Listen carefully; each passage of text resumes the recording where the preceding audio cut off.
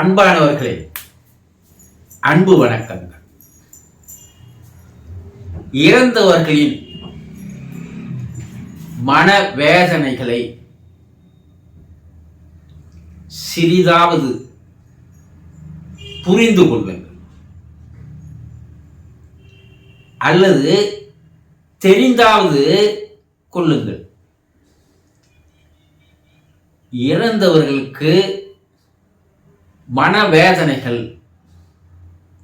மன உணர்வுகள், மன கவலைகள், மன ஆதங்கங்கள், மன குமுறல்கள் எல்லாம் இருந்து வருகிறது. என்னது? இறந்தவர்களுக்கு மனவேதனைகள், மனக்கவலைகள் இருக்குமா கேட்கிறவங்க நிறைய பேர் இருக்கீங்க. இறக்கும் போது அவர்களுடைய மனமும் தான் இறந்து போகிறது, மனம்தான் அழிந்து போகிறது, மனம்தான் இல்லாமல் போய்விடுகிறது. பின்பு எப்படி அவர்களுக்கு உணர்வுகள், கவலைகள், வேதனைகள், ஆதங்கங்கள், குமுறல்கள் எல்லாம் இருக்கும் என்று பேசுபவர்களும் இருக்கிறார்கள். இறந்து போனது, பயன்படாமல் போவது, தளர்ந்து போவது உடல் தானே தவிர மனம் அல்ல. அந்த மனம் உடலை விட்டு வெளியேறி விடுகிறது.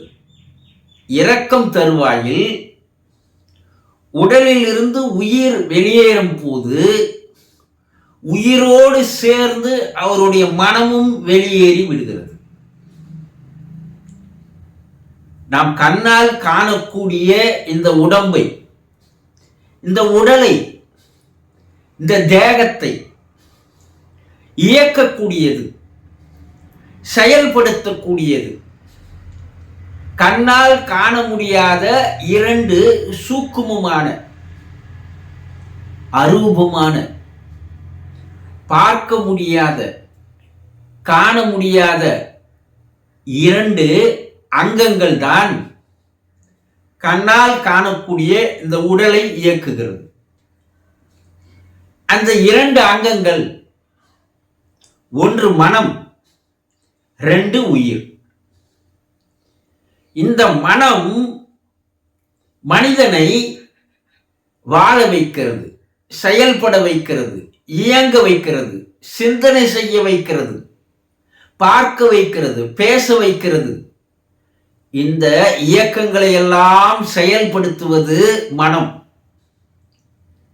உடலில் இருக்கின்ற உறுப்புகளை, இரத்த ஓட்டத்தை, சுவாசத்தை, ஜீரணத்தை எல்லாம் செயல்படுத்துவது உயிர். இவை இரண்டும் வெளியேறிவிட்டால் உடல் உறுப்புகள் இயங்காது, உடல் செயல்படாது, சிந்தனை வசப்படாது. அப்ப இந்த உடல் என்னாகும்? எதற்கும் பயனில்லாமல் போய்விடும். இந்த பயனில்லாமல் போவதைத்தான் நம்ம என்ன சொல்றோம்? இறப்பு, மரணம், சாவு என்று பல பெயர் வைத்து அழைக்கிறோம். அப்போ இந்த உடலை விட்டு வெளியேறி போன அந்த மனம், அந்த உயிர், அந்த ஆன்மா இருக்கிறது அல்லவா, அது வெளியேறியவுடன் 40-50 ஆண்டுகள் எந்த உடலில் அந்த மனம் இயங்கி வந்ததோ, எந்த உடல் மற்றவர்களோடு உறவுகளை வைத்துக் கொண்டிருந்ததோ, இது கணவன், இது மனைவி, இது தந்தை, இது தாய், இது சகோதரன் சகோதரி, இது நண்பர்கள், இது உறவினர்கள் என்று இந்த உடலின் மூலமாக உள்ளே இயங்கி வந்த அந்த மனம், அந்த மனம் வெளியேறிவிட்டாலும் கூட இந்த உறவுகளும் இந்த பந்தங்களும் அந்த மனம் இருக்கின்ற வரையில் தொடர்கிறது. அப்ப அந்த மனம் மேலே ஆன்மாவோடு சென்றாலும் கூட உங்களோடு வாழ்ந்தது இல்லையா? உங்களோட பழகியது இல்லையா? உங்கள் மீது பாசம் காட்டியது இல்லையா? உங்கள் மீது அன்பு வைத்திருந்தது இல்லையா? உங்களை நேசித்தது இல்லையா? அந்த மனம் உங்களை விட்டு பிரிந்தாலும் கூட அதே உறவில், அதே தொடர்பில் தான் இருந்து கொண்டிருக்கிறது.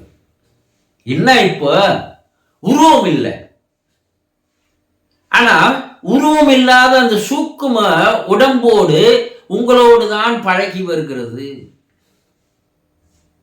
உங்களை விட்டு பிரிந்ததால் அதற்கு பலவிதமான மனவேதனைகள் இருக்கிறது, துன்பங்கள் இருக்கிறது, ஆதங்கங்கள் இருக்கிறது, மன குமுறல்கள் இருக்கிறது, மனக்கவலைகள் இருக்கிறது.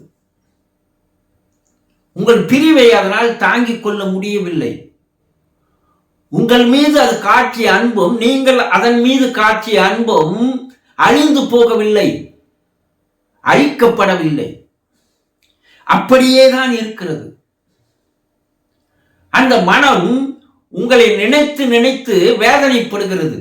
உங்களோடு இருக்க முடியவில்லை. உங்களோடு வந்து தொடர்பு கொண்டாலும், உங்களோடு அது பேசினாலும், உங்களோடு அது பழகினாலும் உங்களுக்கு அது தெரிவதே இல்லை, புரிவதே இல்லை.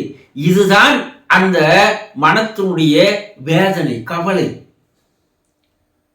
நான் எவ்வளவு பேசினாலும் இவர்களால் புரிந்து கொள்ள முடியவில்லையே, என்னுடைய சந்தோஷத்தை சொன்னாலும் என்னுடைய கவலைகளை சொன்னாலும் பகிர்ந்து கொண்டாலும் இவர்களுக்கு புரியவில்லையே. இதுதான் இப்ப அந்த மனத்தினுடைய வேதனைகள், கவலைகள், அதனுடைய குமுறல்கள். அப்ப அந்த மனம்தான் மனிதனுக்கு மறுபிறப்பை எடுக்க வைக்கிறது.